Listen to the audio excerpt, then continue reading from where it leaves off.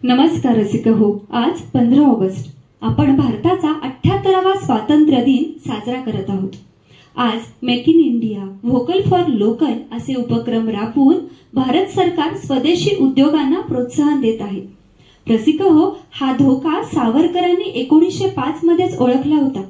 स्वदेशीचा पुरस्कार म्हणजे परदेशी मालावर बहिष्कार या विचाराने झालेल्या सभेमध्ये दसऱ्या दिवशी विदेशी कापडाची होळी करण्याचे सावरकरांनी ठरविले आणि 7 ऑक्टोबर 1905 दसऱ्या दिवशी पुण्यामध्ये विदेशी कापडाची होळी केली।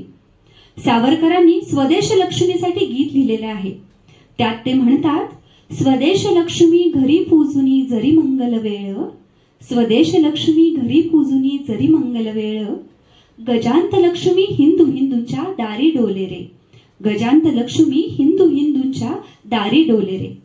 जेव्हा आपण स्वदेशीचा स्वीकार करू तेव्हा आपल्या प्रत्येकाच्या घरामध्ये गजांत लक्ष्मी नांदेल। स्वातंत्र्यवीर सावरकरांना 1911 मध्ये काळ्या पाण्याची शिक्षा झाली आणि अंदमान बेटावर त्यांना नेण्यात आलं। तिथे कैदींना भयंकर स्वरूपाच्या शिक्षा दिल्या जायच्या। त्यातील काहींचे मनोबल जर खचले तर ते कैदी आत्महत्येचा प्रयत्न करायचे।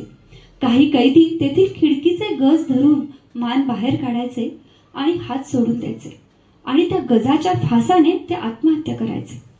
असेच काकोरी कटातील एका तरुण क्रांतिकारकाला अंदमानमध्ये आणण्यात आलं।